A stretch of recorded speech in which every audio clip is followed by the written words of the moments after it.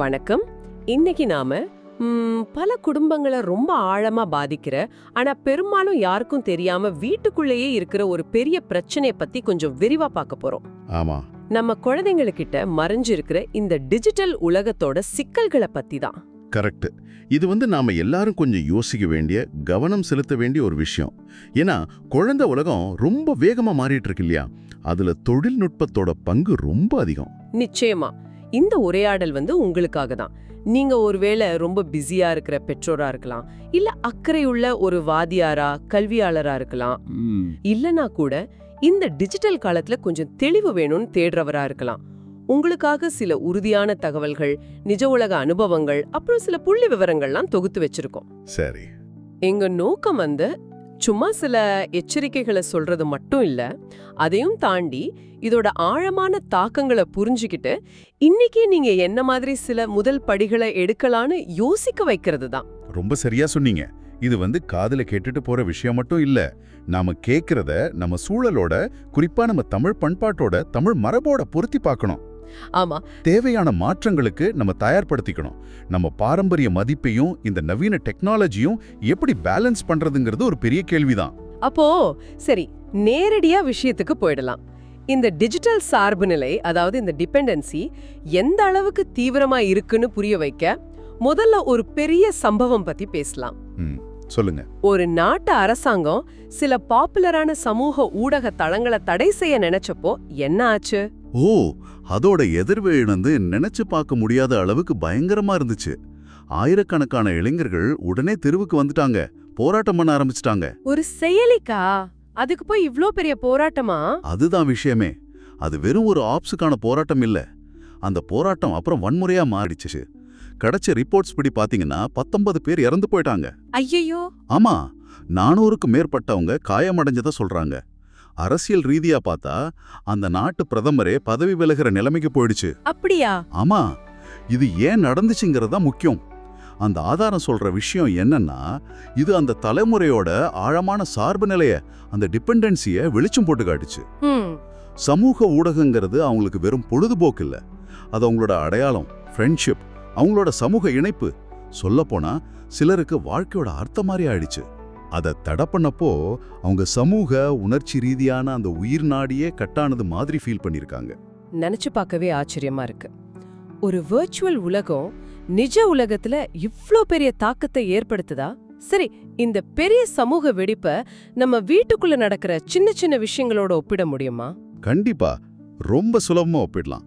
உங்க வீட்ல கொஞ்ச நேரம் வைஃபை கட்டானா உங்க டீனேஜ் பிள்ளைங்க எப்படி டென்ஷன் ஆகுறாங்க? ஆமா, பதற்றம் ஆயிடுவாங்க, உடைஞ்சு போற மாதிரி ஃபீல் பண்றாங்க இல்லையா? அந்த எரிச்சல், அந்த இழப்பு உணர்வு, இது அந்த பெரிய போராட்டத்தோட ஒரு மைக்ரோ வெர்ஷன் தான். இந்த பிளாட்ஃபார்ம்ஸ் நம்ம உணர்ச்சிகளோட எவ்வளோ ஆழமா கலந்துருச்சுங்கிறதுக்கு இது ஒரு நல்ல உதாரணம். இது வெறும் மனநிலை மாற்றம், போராட்டம் இதோட நிக்கலையே.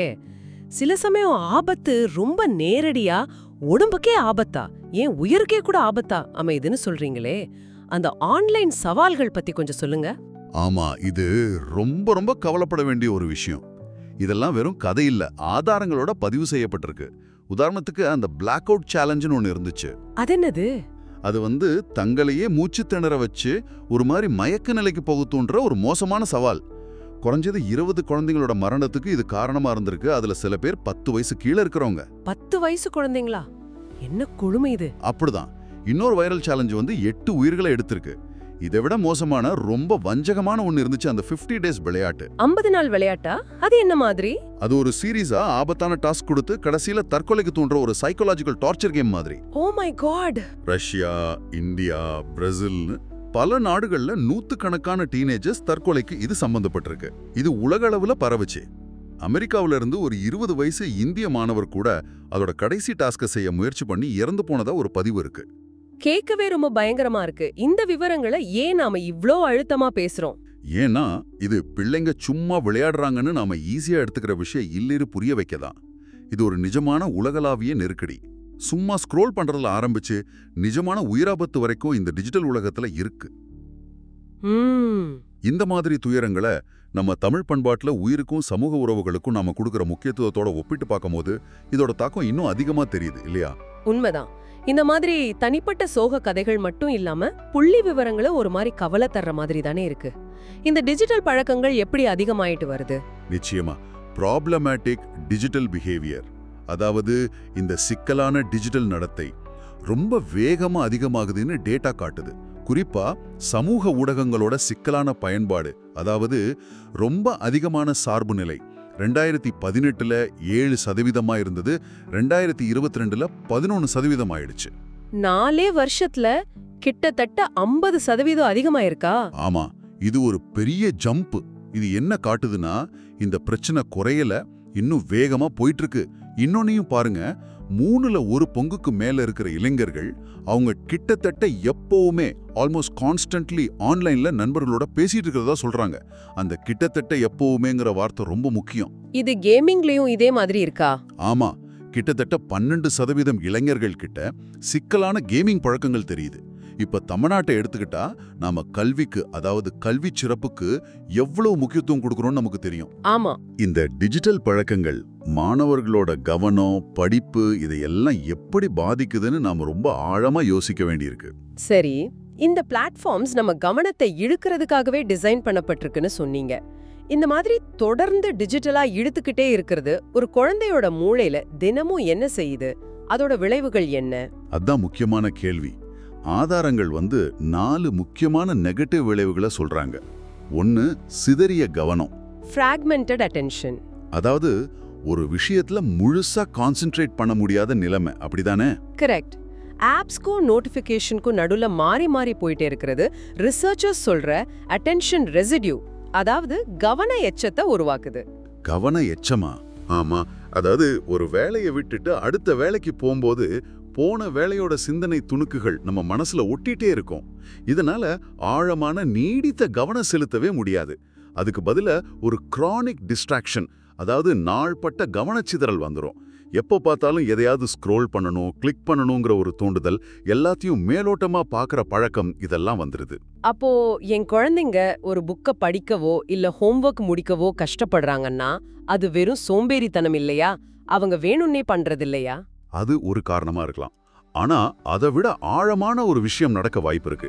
அவங்க மூளை இந்த அதிவேகமான நிறைய தூண்டுதல் இருக்கிற சூழலுக்கு ஏத்த மாதிரி தன்னை மாத்தி அமைச்சுக்கிட்டே இருக்கலாம். ஓஹோ. அதனால அமைதியா நீடித்த கவனம் செலுத்துறதுங்கிறது அவங்களுக்கு உண்மையிலே கஷ்டமா தெரிய ஆரம்பிக்கலாம். இது எப்படி சொல்றது, ஒரே சத்தமா இருக்கிற இடத்துல இருந்து பழகினவங்களுக்கு திடீர்னு அமைதியா இருந்தா பிடிக்காத மாதிரி. இது யோசிக்க வேண்டிய விஷயம்தான். சரி, 2வது தாக்கம் என்ன? உணர்ச்சி உறுதியற்ற தன்மை, எமோஷனல் இன்ஸ்டபிலிட்டி. இந்த டிஜிட்டல் உலகம் பல சமயம் ஒரு எஸ்கேப் மெக்கானிசமா இருக்கு. ஆனா முரண்பாடா அதுவே பதட்டம், மனச்சோர்வு, மூட் ஸ்விங்ஸ் எல்லாம் அதிகமாக்கவும் செய்யுது. எப்படி? லைக்ஸு, கமெண்ட்ஸு, ஃபாலோவர்ஸ்னு வெளியில இருந்து வர்ற அங்கீகாரத்தை மட்டுமே சார்ந்து இருக்கிற ஒரு ரொம்ப பலவீனமான சுயமதிப்பை, ஃப்ரஜைல் சென்ஸ் ஆஃப் செல்ஃப் வர்த்தை இது குழந்தைங்க கிட்ட உருவாக்கிடுது. இது நம்ம கலாச்சாரத்துக்கே கொஞ்சம் எதிர்மறையா இருக்கே. ஆமா, நம்ம தமிழ் மரபுல அகவலிமைக்கு முக்கியத்துவம் அதிகம். வெளியில என்ன நடந்தாலோ தனக்குள்ள ஒரு ஸ்திரத்தன்மையோட இருக்கிறது முக்கியம். திருக்குறள் கூட அடக்குமுடைமை பத்தி பேசுது இல்லையா? ஆமா. அதாவது தன்னை கட்டுப்படுத்தி வெளி விஷயங்களால அலைக்கழிக்கப்படாம இருக்கிறது. ஆனா இந்த டிஜிட்டல் கலாச்சாரம் பெரும்பாலும் வெளி அங்கீகாரத்தை மையப்படுத்தி இருக்கு. இந்த உணர்ச்சி ரீதியான பாதிப்புகள் நிஜ உலகத்துல இருக்கிற உளவுகளையும் பாதிக்கும் தானே? கண்டிப்பா. அதுதான் 3வது பாயிண்ட். பலவீனமான சமூக திறன்கள், வீக்கண்ட் சோஷியல் ஸ்கில்ஸ்.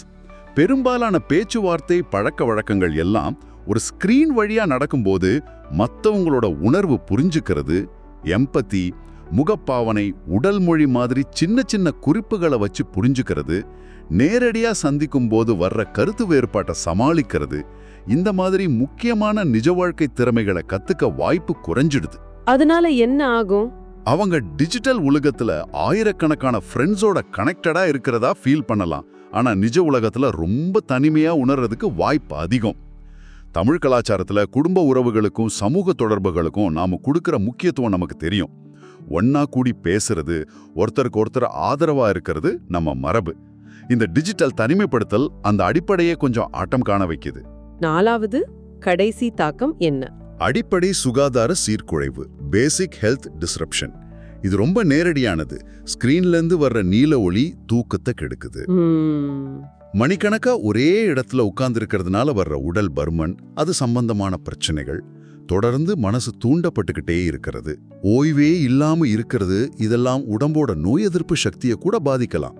குறிப்பா சென்னை, மதுரை, கோவை மாதிரி நம்ம ஊர் நகரங்கள்ல ஏற்கனவே உட்கார்ந்த வாழ்க்கை முறை ஒரு பெரிய சவாலா இருக்கு. ஆமா, இந்த டிஜிட்டல் பழக்கங்கள் அதை இன்னும் மோசமாக்குது. இவ்ளோ பிரச்சனைகள் இருக்கு, இவ்ளோ தாக்கங்கள் இருக்குன்னு தெரிஞ்சும் பெற்றோர்கள் ஏன் டக்குன்னு செயற்பட மாட்டேங்கிறாங்க? மெதுமா விஷயம் மோசமாகறத கவனிச்சாலும் ஒரு பெரிய ஸ்டெப் எடுக்க ஏன் தயங்குறாங்க? இதுக்கு ஒரு ஆய்வுல சொன்ன ஓமா ரொம்ப சரியா இருக்கும்னு நினைக்கிறேன். ஒரு ஆணி மேல உட்கார்ந்திருக்கிற நாய் மாதிரி. ஆணி மேல உட்கார்ந்திருக்கிற நாயா? அது என்ன ஓமை? கற்பனை பண்ணி பாருங்க. அந்த நாய்க்கு கொஞ்சம் கஷ்டமா இருக்கு, வலிக்குது, லேசா முனகுது, ஒரு மாதிரி உறுத்திட்டே இருக்கிற வலி. ஆனா அந்த வலி அந்த நாய் எழுந்து பழகி போன அந்த இடத்தை விட்டு நகர தூண்டுற அளவுக்கு பெருசா இல்ல. ஓ, புரியுது. அந்த வலியோடே வாழ பழகிடுச்சு. இது ரொம்ப சரியா பொருந்தது. பிரச்சனை இருக்குன்னு நமக்கு தெரியுது. குழந்தைங்க ரொம்ப நேரம் ஃபோன் பார்க்கறாங்க, எரிச்சல் படுறாங்க, படிப்புல கவனம் குறையுதுன்னு எல்லாம் உணர்றோம். ஆனா ஒரு பெரிய மாற்றத்தை செய்ய, ஒருவேளை கொஞ்சம் கஷ்டமான பேச்சுகளை ஆரம்பிக்க அந்த வலி இன்னும் பத்தல. மிகச் சரியா சொன்னீங்க. எப்போ அந்த வலி ரொம்ப அதிகமாகுதோ, அதாவது மார்க் ரொம்ப குறையும் போது, இல்ல பதட்டம், மனச்சோர்வு ரொம்ப அதிகமாகும் போது, உறவுகள்ல பிரச்சனை வரும்போது, அப்போலாம் பெற்றோர்கள் தீவிரமா உதவி தேட ஆரம்பிக்கிறாங்க. ஆனா பெரும்பாலும் அப்போ பிரச்சனை ரொம்ப ஆழமா வேறுவிட்டிருக்கும். இன்னொன்னு, அவங்க குழந்தையோட பிரச்சனைக்கு தீர்வு தேடுறாங்களே தவிர, இதுல தன்னோட பங்கு என்ன, தன்னோட பழக்க வழக்கம், வீட்டு சூழல் எப்படி இதுக்கு காரணமா இருந்துச்சுன்னு யோசிக்கிறது இல்ல. இப்போ இருக்கிற பெற்றோர்களோட நல்ல எண்ணங்களை கூட சில சமயம் தப்பா போயிடுதுன்னு சில ஆய்வுகள் சொல்லுதே. ஆமா, நம்ம பிள்ளைங்களை எந்த கஷ்டமும் படாம பாத்துக்கணும்னு நினைக்கிற அந்த இயல்பான உணர்வு இருக்கு இல்லையா, அது சில சமயம் நாம அவங்களுக்கு அளவுக்கு அதிகமா கொடுத்துறதுக்கு காரணமாயிடுது. அவங்களுக்கு தேவையானத, அவங்க கேட்குற வசதி எல்லாம் உடனே செஞ்சு கொடுத்துட்றோம். ஆனா நாமளே கஷ்டப்பட்டு சில விஷயங்களுக்காக காத்திருந்து முயற்சி பண்ணி வளர்ந்ததால தானே நமக்கு மன உறுதியும் பொறுமையும் வந்துச்சு. அதுதான் அந்த விவாதத்தோட மையமே. போராட்டம், சவால்களை சமாளிக்கிறது, ஒரு பொருளுக்காகவோ இல்ல ஒரு திறமைக்காகவோ காத்திருக்கிறது, தாமதமான மனநிறைவு, டிலே கிராட்டிஃபிகேஷன், இதெல்லாம் தான் நம்ம குணத்தை உருவாக்குச்சு. ஆனா நம்ம குழந்தைகளுக்கு எல்லாமே உடனடியா சுலபமா கிடைக்கிற மாதிரி செஞ்சிடுறதுனால அதே மன உறுதியையும் பொறுமையையும் அவங்க வளர்த்துக்கிற வாய்ப்பை நாம கொடுக்காம போயிடுறோமோன்ற கேள்வி வருது. இதனால என்ன மாதிரி விளைவு வருது? இதுக்கு டிஜிட்டல் சோர்வின் விலைன்னு சொல்றாங்க. யோசிச்சு பாருங்க, ஒரு பொருள் வாங்கணும்னா வீட்ல பேசி பிளான் பண்றதுக்கு பதிலா ஆன்லைன்ல ஒரே கிளிக்ல வாங்கிடுறோம். ஆமா, வீட்ல எல்லாரும் சேர்ந்து சமைச்சு பேசிட்டு சாப்பிடுற அனுபவத்துக்கு பதிலா ஃபுட் டெலிவரி ஆப்ஸ் வந்துருச்சு. அதாவது வசதிக்காக நாம சில முக்கியமான குடும்ப பிணைப்புகளையும் வாழ்க்கை பாடங்களையும் மிஸ் பண்றோம்னு சொல்றீங்க. அதேதான். தமிழ் வீடுகள்ல ஒன்னா உட்கார்ந்து சாப்பிடுறது, வீட்டு வேலைகள்ல எல்லாரும் பங்கெடுத்துக்கிறது, ஒருத்தருக்கு ஒருத்தர் ஹெல்ப் பண்ணிக்கிறது, இதுக்கெல்லாம் ஒரு தனி மதிப்பு இருக்கு. அது வெறும் வேலை இல்ல, அது ஒரு கூட்டு வாழ்க்கை முறை, பொறுப்புணர்வை வளர்க்கிற முறை. ஆனா இந்த உடனடி வசதிகள் என்ன பண்ணுதுன்னா, குழந்தைங்க கிட்ட பொறுமை, முயற்சி, பங்களிப்பு இதுக்கெல்லாம் பதிலா உடனடி திருப்தி, கவனச்சிதறல், செயலற்ற நுகர்வு, பாசிவ் கன்சம்ஷன், இது எல்லாம் வளர்த்து விடுது. இவ்ளோ பிரச்சனைகளை பத்தி பேசினது கொஞ்சம் சோர்வா இருக்கலாம். ஆனா இங்க யாரையும் குறை சொல்றது நோக்கம் இல்ல. இந்த நிலையை புரிஞ்சுக்கிட்டு ஆக்கப்பூர்வமா எப்படி செயல்படலாங்கிறது தான் முக்கியம். நல்ல மாற்றங்களுக்கு என்ன பண்ணலாம்? நிச்சயமா இது ரொம்ப கடுமையான செய்யவே முடியாத ரூல்ஸ் போடுறது பத்தி இல்ல, சில அடிப்படை மாற்றங்களை செய்யறத பத்தி தான். முதல்ல ரொம்ப முக்கியமானது ஒரு ஃபேமிலி டிஜிட்டல் ரியாலிட்டி செக். அதாவது குடும்ப அளவுல நம்ம டிஜிட்டல் பழக்க வழக்கங்களை ஒரு சுய பரிசோதனை செய்யணும். சரி, இதுல முக்கியமான விஷயம் என்னன்னா, இது குழந்தைங்க கிட்ட இருந்து ஆரம்பிக்க வேண்டியதில்ல. பெரியவங்க கிட்ட இருந்து, உங்ககிட்ட இருந்தே, நம்ம கிட்ட இருந்து ஆரம்பிக்கணும். நம்ம கிட்ட இருந்தா எப்படி? ஆமா, நம்மளோட டெக்னாலஜி பழக்க வழக்கங்களை நாமதே நேர்மையா பார்க்கணும்.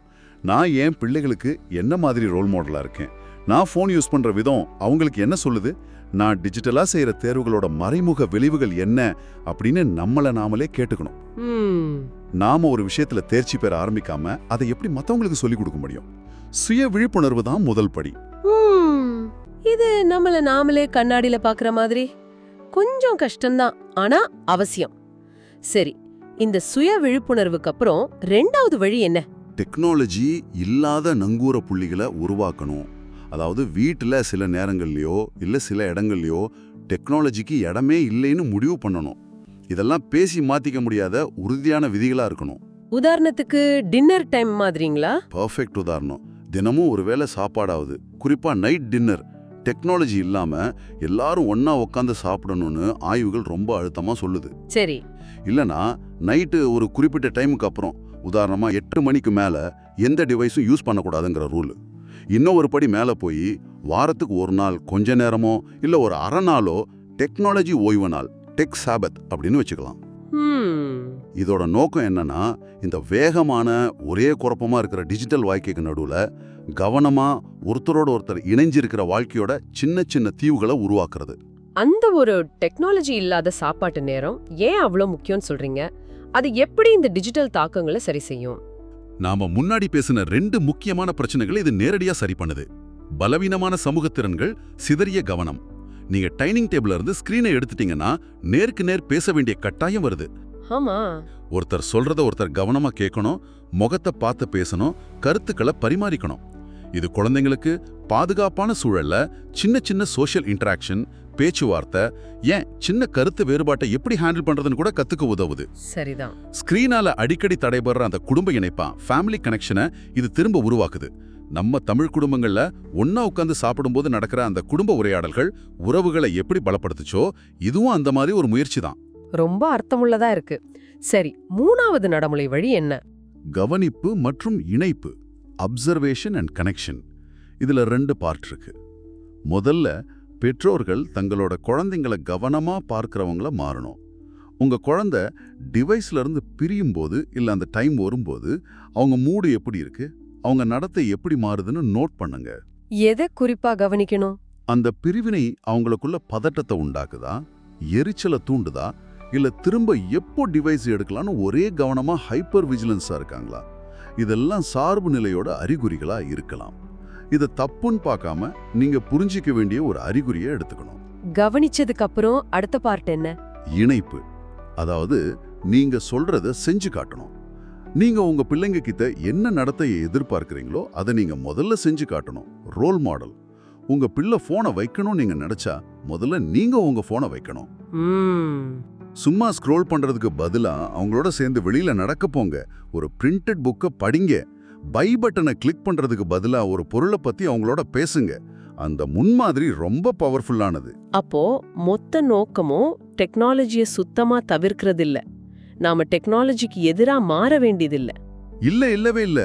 இலக்கு தேர்ச்சி, மாஸ்டரி. இந்த சக்தி வாய்ந்த கருவிகளை எப்படி சரியா பயன்படுத்துறது, அது நம்மள ஆளாம நாம அதை எப்படி ஆள்றதுன்னு குழந்தைங்களுக்கு கத்துக் கொடுக்கறது தான் நோக்கம். சரி. இதுக்கு அன்பு வேணும், தெளிவான நோக்கம் வேணும், சில சமயம் கொஞ்சம் கனிவான ஒழுக்கமும் தேவைப்படும். ஆரோக்கியம் இல்லாத பழக்கங்களுக்கு வேண்டாம்னு சொல்றது, ஆரோக்கியமான எல்லைகளை வைக்கிறது, இதுவும் ஒரு அன்போட வெளிப்பாடு தான். குழந்தைங்களுக்கு நல்ல வழியா காட்டணும்னு சொல்ற அறிவுடைமை பத்தி திருக்குறள் சொல்ற மாதிரி இதுவும் ஒரு வகையான வழிகாட்டம் தான். 3 தெளிவான முதல் படிகளையும் தெரிஞ்சுக்கிட்டோம். ஆமா, அந்த குடும்ப டிஜிட்டல் யதார்த்த சோதனை நம்ம கிட்ட இருந்து ஆரம்பிக்கிறது. ஒரு டெக்னாலஜி இல்லாத சாப்பாட்டு நேரங்கிற அந்த நங்கூர புள்ளி, அப்புறம் கவனமா கவனிச்சு நாமளே நல்ல முன்மாதிரியா இருக்கிறது. செய்தி ரொம்ப தெளிவா இருக்கு. இதை கேட்டதோட நிறுத்தாம நம்மால முடிஞ்ச சின்ன சின்ன மாற்றங்களை செய்ய ஆரம்பிக்கிறது முக்கியம். இந்த உரையாடலோட கடைசியில நீங்க யோசிச்சு பார்க்க ஒரு சின்ன சவாலை சொல்ல நினைக்கிறேன். இந்த டிவைஸ் மேல இருக்கிற சார்பு நிலை குழந்தைங்களை உடனடி பதில்களை தேட வைக்குதுன்னு சொன்னோம் இல்லையா? ஆமா. ஒரு பிரச்சனைனா அதை தீர்க்க யோசிக்கிறதுக்கு பதிலா உடனே இன்டர்நெட்ல தேட ஆரம்பிச்சிடுறாங்க. இது அவங்களோட விமர்சன சிந்தனை, தனியா ஒரு சிக்கலை தீர்க்கிற திறமையை குறைக்குது. ஆமா, இது ஒரு முக்கியமான பாயிண்ட். அதனால உங்களுக்கான என்னோட சின்ன சவால் இதுதான்.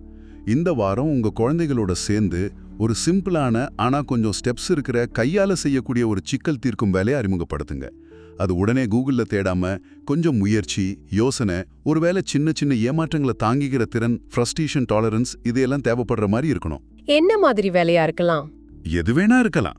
கொஞ்சம் கஷ்டமான ஒரு ஜிக்ஸா பசில், இல்ல ஸ்டெப் பை ஸ்டெப்பா செய்யற மாதிரி ஒரு கிராஃப்ட் ப்ராஜெக்ட், ஒரு புது சமையல் குறிப்பை எல்லாரும் சேர்ந்து செய்யறது, வீட்லயே செய்யக்கூடிய ஒரு சிம்பிள் சயின்ஸ் எக்ஸ்பெரிமெண்ட். ஓகே. இதோட நோக்கம் தன்னம்பிக்கைன்னு சொல்ற அந்த மசில கொஞ்சம் கொஞ்சமா வளர்க்கறது. இது ஆய்ந்தறியும் திறனை, அதாவது விமர்சன சிந்தனையை வளர்க்க ஒரு நல்ல வழி. நம்ம தமிழ் மரபுல கல்விக்கும் சிந்திக்கிற திறனுக்கும் கொடுக்கிற முக்கியத்துவத்தை இது திரும்பவும் ஞாபகப்படுத்துது. இது ஒரு அருமையான பிராக்டிக்கலான சவால். படிப்படியா யோசிக்கிற திறனை திரும்ப கொண்டு வர்றது. சரி, நம்ம அடுத்த உரையாடல்ல இந்த டிஜிட்டல் சூழல்கள் வளர்ற மூளைய உண்மையிலே எப்படி மாத்தி அமைக்குதுன்னு இன்னும் கொஞ்சம் ஆழமா பார்க்க போறோம். குறிப்பா கவனம், தூக்கம் இதுல ஏற்படுற தாக்கங்கள் பத்தி. ரொம்ப முக்கியமா அந்த கண்ணுக்கு தெரியாத பாதிப்புகளுக்கு எதிரா நம்ம குடும்பங்கள்ல நாம உருவாக்கக்கூடிய சிம்பிளான ஆனா சக்தி வாய்ந்த நடைமுறைகள், ஃபேமிலி ரூட்டீன்ஸ் என்னென்னங்கிறதையும் பார்க்கலாம். அது நம்ம குழந்தைகளுக்கு ஒரு நிலையான நங்கூரமா இருக்க முடியும். அருமை. அந்த நடைமுறை வழிகளுக்காக அடுத்த முறை ஆவலா காத்திருக்கோம். நிச்சயம் அடுத்த உரையாடலில் சந்திப்போம்.